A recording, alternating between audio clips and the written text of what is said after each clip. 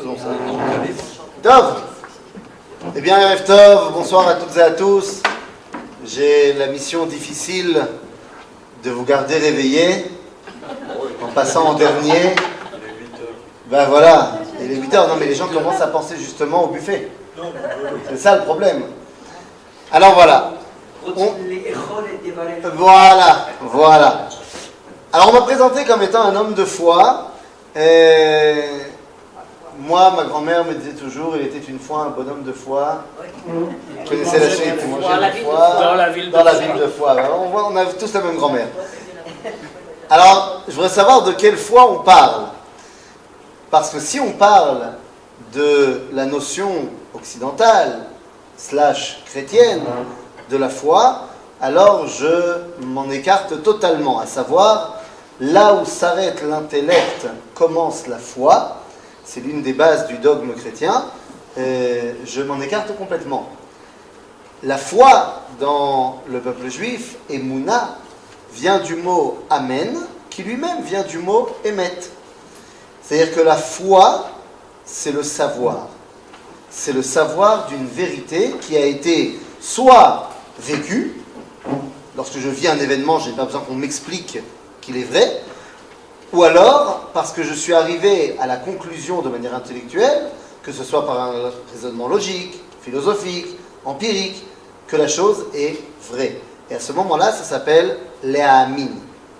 Et c'est la première mitzvah, d'après la liste des mitzvot du Rambam, de Maïmonide, la première mitzvah, c'est l'E'amin, c'est-à-dire savoir. Il faut utiliser ça. Et donc, je vais essayer d'être un homme de foi qui utilise ça pour essayer d'analyser.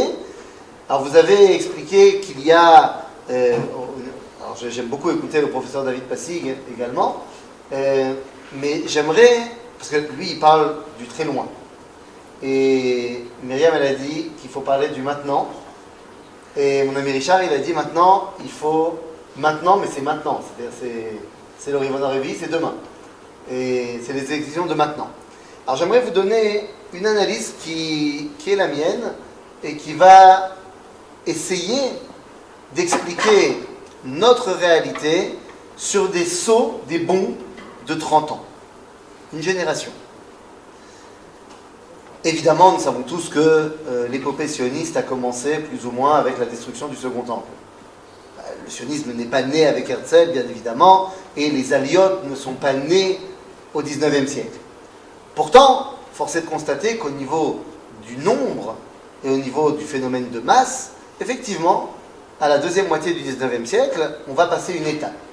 Et donc, j'aimerais, de manière complètement pas obligatoire, c'est simplement pour commencer quelque part, on va commencer par ce qu'on appelle communément la première alia, bien que tout le monde sache que ce n'est pas la première alia de 1882. Évidemment qu'il y avait l'alia l'année précédente des Juifs du Yémen, il y a eu l'alia complètement occultée de 1856 des Juifs du Maroc, il y a eu les aliotes des élèves du Gaon de Vilna, des élèves du Baal Shem Tov, Bekitsour. Je commence en 1882 simplement pour la convenance. Pendant 30 ans, on s'est occupé de créer un rêve. C'était ça le projet. Le projet, c'était ce rêve, à tel point que Herzl, dans ses 30 ans, eh bien, va nous dire, si vous le voulez, ben, ça ne sera plus simplement un rêve. Donc, on est dans ce qu'on va appeler Dorchet Tzion, Chovevet Tzion après eux, et le début du sionisme herzlien, où on a un rêve, c'est de créer un pays juif. C'est un rêve magnifique. Un rêve qui s'appuie sur 2000 ans de rêve de l'an prochain à Jérusalem. Et puis, de 1882, nous arrivons jusqu'à la Première Guerre mondiale, 30 ans plus tard, et évidemment la fameuse déclaration Balfour, et là, c'est un tournant. Car à partir de maintenant, de 1917 jusqu'à 1948, l'objectif n'est plus de mettre en place le rêve, mais c'est de concrétiser et de réaliser le rêve. Et donc, on a 30 ans qui vont se couronner d'un succès extraordinaire, puisque en 1948, on va créer l'État d'Israël. Le rêve est devenu réalité. Comprenez bien que dans chaque période, toutes les forces sont mises pour l'objectif. Donc les forces de la première étape, c'est il faut bien dessiner ce rêve. Et Herzl deviendra un de ceux qui va nous dessiner le rêve de manière le plus compréhensible. Ensuite, la réalisation de ce rêve, eh ben, tous les moyens étaient bons pour réaliser le rêve. Et les moyens qui sont bons, la fin justifie les moyens, et donc on aura à l'intérieur la Haganah, on aura le Hetzel, on aura le Lechi, on aura les guerres internes, mais demandez à quelqu'un, disait Myriam que tout le monde est d'accord, demandez à quelqu'un de la Haganah, du Hetzel et du Lechi, est-ce qu'ils sont tous d'accord pour créer un État juif? Oui, tout le monde est d'accord. La question c'est, les Anglais oui, les Anglais non, non. Mais tout le monde veut réaliser, et on a réussi, en 1948, on réalise le rêve, on crée un État juif. Et c'est là qu'arrivent de nouveaux 30 ans, qui vont nous emmener jusqu'en 1977. Ces 30 années sont les 30 années où le seul objectif est de faire en sorte que ce rêve puisse résister, puisse survivre au niveau physique. Et ce sont toutes les guerres qu'on appelle aujourd'hui les guerres kiyumiyot. La guerre d'indépendance, la guerre du Sinaï, la guerre des 6 jours, la guerre de Kippour, évidemment. Et après la guerre de Kippour, eh ben ça y est, Israël est assuré, du moins à l'époque. Et donc maintenant qu'on a fini de faire la guerre avec nos ennemis de l'extérieur, c'est très bien, alors ça ne veut pas dire qu'on a battu tous nos ennemis, mais on va dire qu'au niveau militaire, les guerres qui vont suivre jusqu'au 7 octobre et jusqu'à l'Iran, eh bien ce sont des guerres finalement qui ne sont pas là pour mettre en danger l'existence même d'Israël, et j'ai participé à toutes ces guerres qui ont suivi, que ce soit en 2006, en 2009, en 2012, en 2014 et en 2023, c'était on les appelait même pas des guerres, on les appelait des opérations. Ah, vous allez me dire Milchemet Shlom al-Galil, ok, sauf que ça n'avait pas le statut d'une guerre au niveau de la loi israélienne.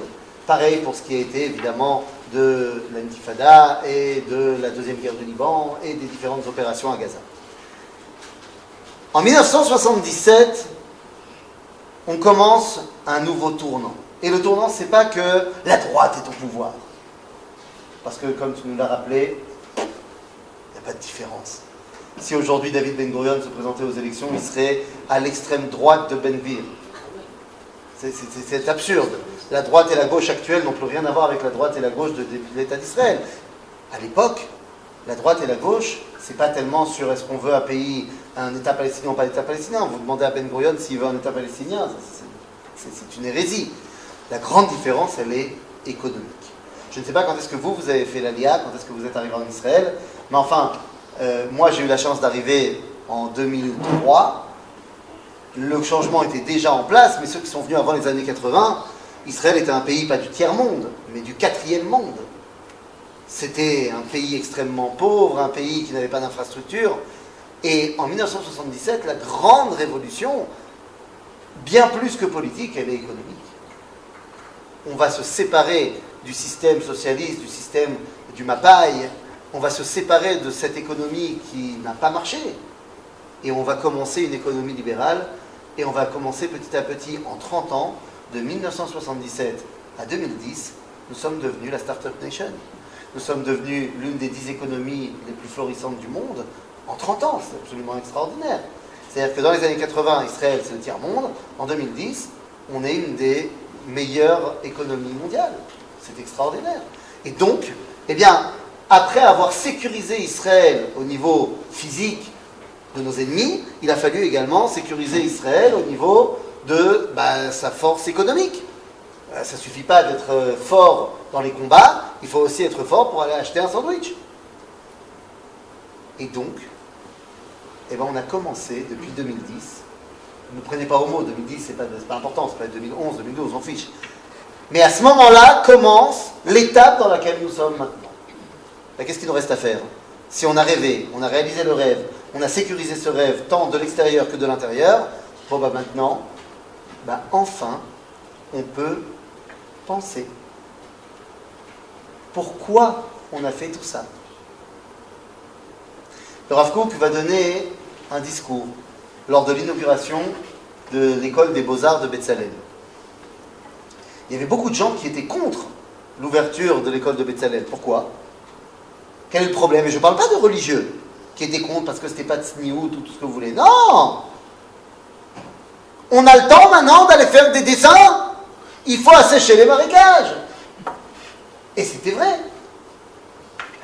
Qu'est-ce qui se passe dans la vallée de la Roula au moment où on dessine à Betzalel? Le Rav Kook explique que une personne qui est dans le coma pendant des années, au moment où elle se réveille, si elle demande un verre d'eau, est-ce que ça veut dire qu'elle va bien? Pas forcément. Parce qu'un verre d'eau, c'est pour la subsistance. Par contre, si lorsque la personne se réveille, elle demande sa poupée, si on parle d'un enfant, pour aller jouer, alors ça va. Parce que si on s'occupe maintenant d'aller jouer, c'est que la survie est assurée. Si le peuple juif pense que maintenant il peut s'amuser à dessiner, s'amuser, j'exagère évidemment, mais si on peut commencer à réfléchir l'art, ça veut dire que la survie est assurée. Et donc maintenant que nous avons réussi au niveau militaire, au niveau économique, eh bien il faut penser cet état. Et nous sommes en plein dedans. La question est de savoir pourquoi on a fait tout ça. Et donc pour ça, il faut se poser la question de quel est l'objectif de l'État d'Israël. Et non pas un objectif à court terme. Un véritable idéal pour lequel nous avons créé l'État d'Israël. Quel est cet idéal? C'est la seule véritable question qui va être au cœur de tous les véritables débats.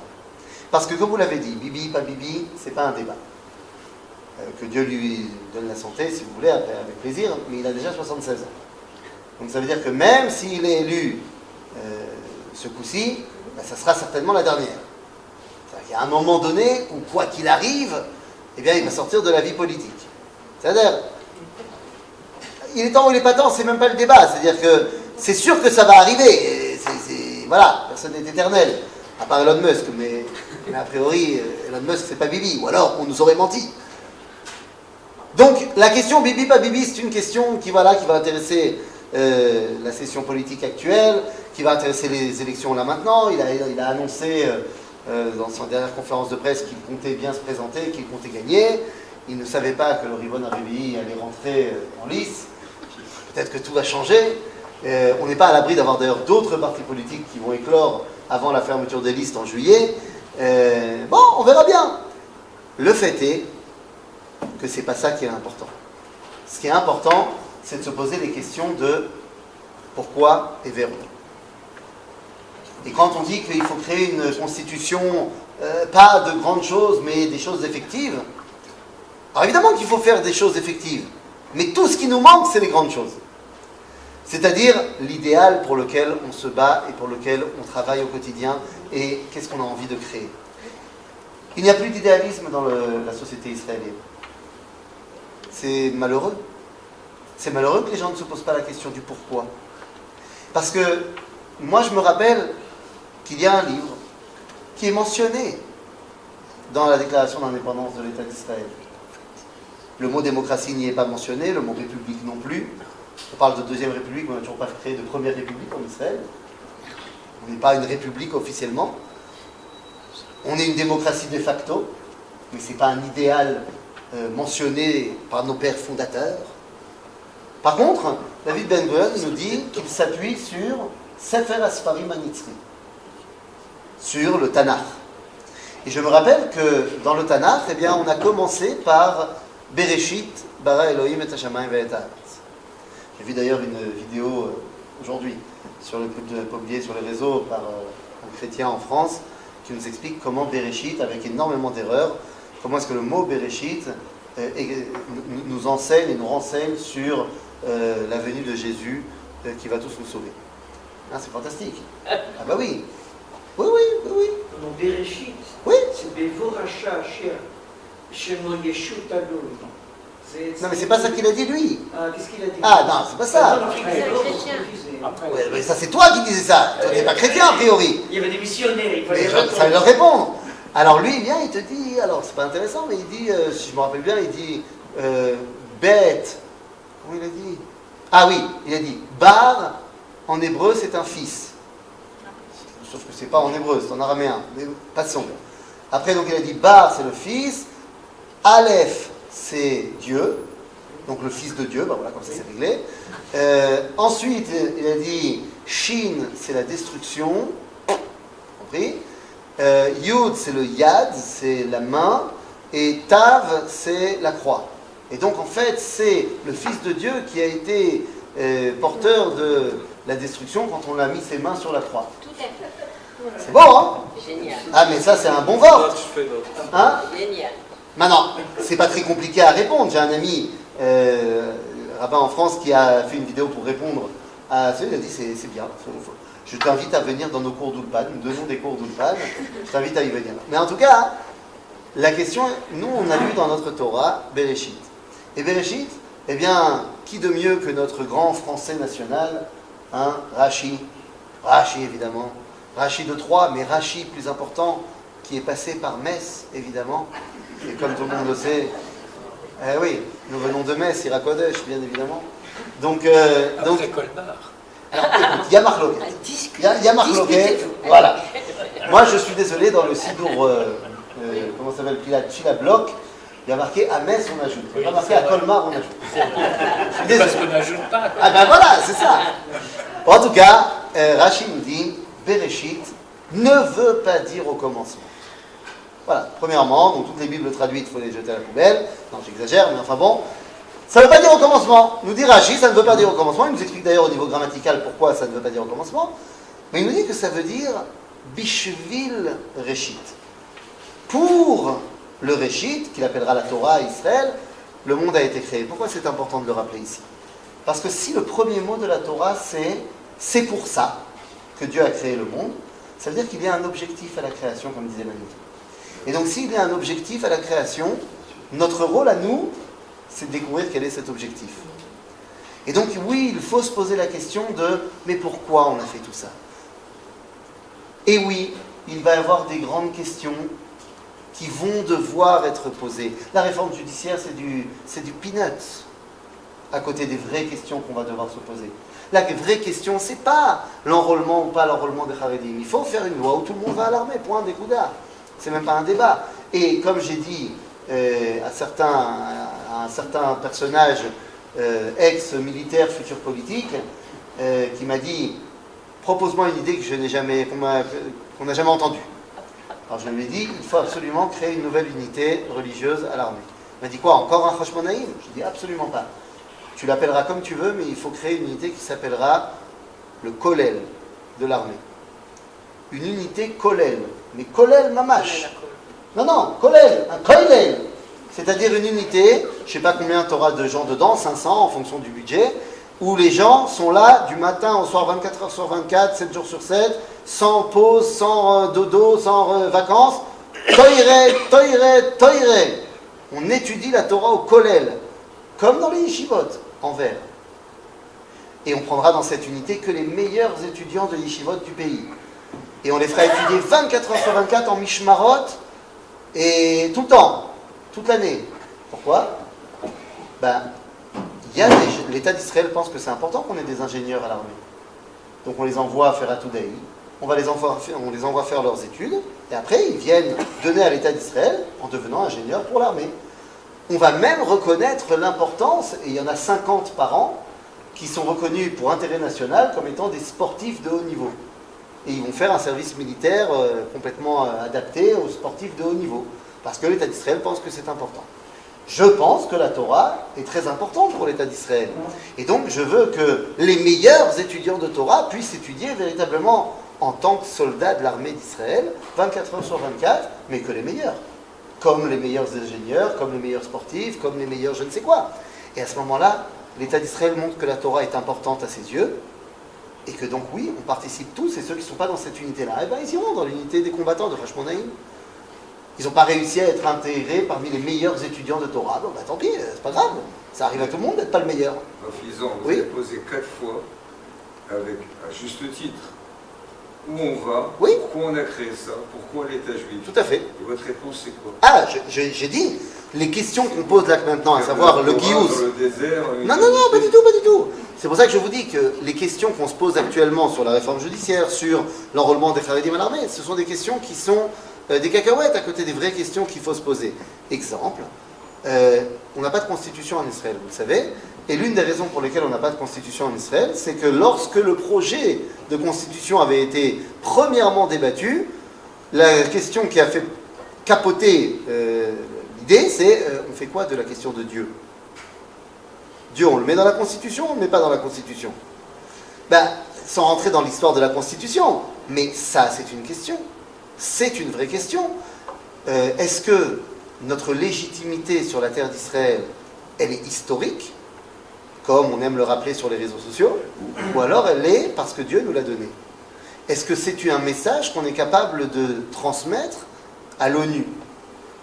Vous aurez remarqué que lorsque notre Premier ministre fait des discours en hébreu, depuis la guerre, depuis 2 ans et demi, il termine tous ses discours en disant « Be'ezrat Hashem nenatzeach ». Et quand il passe en anglais, il ne le dit plus. Alors je pense que c'est parce qu'il comprend, il ne sait pas très bien parler l'anglais, et que donc certainement les mots Be'ezrat Hashem doivent lui manquer en anglais. J'imagine que ça doit être ça la raison, je ne vois pas d'autre raison possible. Mais vous comprenez que c'est une véritable question. Alors je sais, on vient de France. Et en France, nous avons grandi sur les 3 piliers de la religion universelle qui s'appellent liberté, égalité, fraternité. Mais ces 3 piliers ont été balayés par le 4e qui est le plus important, laïcité. Et donc, nous avons grandi sur une France où la laïcité était la religion d'État. Et donc, nous ne pouvons évidemment pas imaginer qu'on va mélanger l'Église et l'État. Sauf que mal à Assot, nous sommes au Moyen-Orient. Et au Moyen-Orient, ce n'est pas l'Église qui est mélangée avec l'État. L'État, c'est Dieu. C'est comme ça que le monde musulman le réfléchit. Et je vais vous dire mieux que ça. C'est comme ça que les représentants du monde occidental également le réfléchissent. L'Occident n'est pas dirigé par Macron. L'Occident est dirigé par les États-Unis. Je vous rappelle que chaque président américain et chaque haut fonctionnaire d'État américain, lorsqu'il rentre en fonction, prête serment sur la Bible. Lorsque la Banque fédérale américaine imprime $1, elle y marquera « In God we trust ». C'est-à-dire que la question du divin est présente dans les sociétés. En Europe, dans certains pays européens, on a essayé de l'enlever de l'équation. Mais l'un des messages d'Israël pour le pourquoi du comment, eh bien, doit être la question du divin. Est-ce qu'il rentre dans ligne de compte, dans ce qu'on a réalisé depuis 78 ans et dans ce qu'on va continuer à réaliser, ou pas? Quelle est sa place? Quel est le message que le peuple juif a à donner à l'humanité? Non, nous ne sommes pas un peuple qui essaye de, comme tu as dit, un petit peuple qui doit se battre, comme vous avez dit. Il y avait c'est toi qui avais dit, non?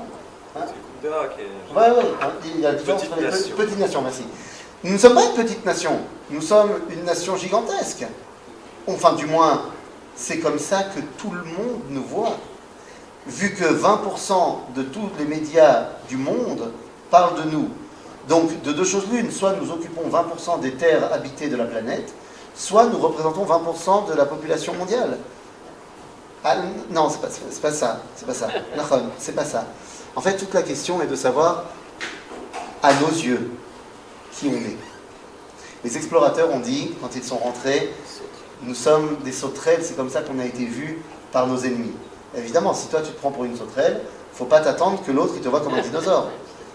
J'ai entendu quand j'étais à la yeshiva, un des rabbins de ma yeshiva, le Rav Dani Shalfratoum, disait, je suis obligé de le dire en hébreu parce que ça ne se traduit pas en français, il disait Mi shechoshev et atzmo smartut osim mimeno sponja. Alors comment on peut traduire en traduction libre? Celui qui se prend pour une serpillière, on passera avec lui la serpillière. Donc la grande question, autre que la question du divin, c'est mais qui sommes-nous? Est-ce que nous sommes un peuple occidental parmi tous les autres peuples occidentaux? Ou est-ce que nous avons un message pour l'humanité? Et je pense que nos années 2010-2040, on est en plein dedans, sont les années où on va devoir trouver une réponse à pourquoi on a fait tout ça. J'ai pas les réponses, moi j'ai mes réponses, mais c'est pas que moi qui vais devoir donner la réponse. C'est la question que les questions que la société israélienne va devoir répondre. Entre parenthèses, le monde Haredi va obligatoirement participer à ces réponses-là. Pourquoi? Eh bien parce que la démographie ne ment pas et que le monde Haredi va devenir de plus en plus important dans la société israélienne et donc son mode de société interne actuel, pour eux, ne marchera plus. Ne serait-ce qu'en termes de qui va travailler et qui ne va pas travailler. Donc, nous sommes une société en pleine mutation. La question est de savoir, est-ce qu'on va savoir donner l'identité à cette mutation? Un peuple qui ne sait pas quelle est son identité ne sait pas comment vaincre, ne sait pas comment apporter un message. On l'a vu dans le Tanakh. Lorsque le roi d'Israël, Achav, faisait la guerre contre Ben-Hadad, eh bien, il servait les mêmes dieux que Ben-Hadad. Résultat des courses, bien qu'ayant gagné sur le champ de bataille, eh bien, il veut sauver la vie de son ennemi d'hier, parce que vous comprenez, d'après les conventions de Genève de l'époque, machin, nanana. Si on continue à parler avec le prisme uniquement de l'Occident, eh bien, ça ne sera pas le message d'Israël. Ça ne veut pas dire que tout dans l'Occident est à mettre à la poubelle, pas du tout, il y a plein de choses extraordinaires. Mais le message d'Israël est justement de savoir comment est-ce que le dialogue entre le créateur et la créature, entre le dévoilement, entre un monde où il y a une nature et un monde où il y a une transcendance, peuvent coexister. C'est ça le message du peuple juif. C'est ce qu'on a porté pendant 2000 ans, et on le portait entre nous dans nos synagogues. Il est temps de le porter haut et fort, car nous sommes regardés et écoutés par le monde entier. Ce serait vraiment dommage qu'on n'ait rien à leur dire. Donc je pense que nous sommes la génération qui va devoir trouver quoi dire à l'humanité. Voilà. Chazak Ubaruch. Je vais juste faire une remarque optimiste qui s'inscrit dans ce que tu as dit. Et je ne suis pas du tout un inconditionnel de Netanyahou, mais tu remarqueras que la plupart du temps, en tout cas en hébreu, ces discours se terminent par des extraits de versets des prophètes. Oui, alors, tu as raison, je suis d'accord avec toi, mais ça me saoule. Non, je vais te dire, c'est pas que Netanyahou. C'est Netanyahou, c'est Begin, c'est tous nos grands chefs d'État. Quand on arrivait à l'ONU, on finissait par un verset d'Ishayahu, ça fait bien. Ça suffit. Il faut qu'on vive le truc.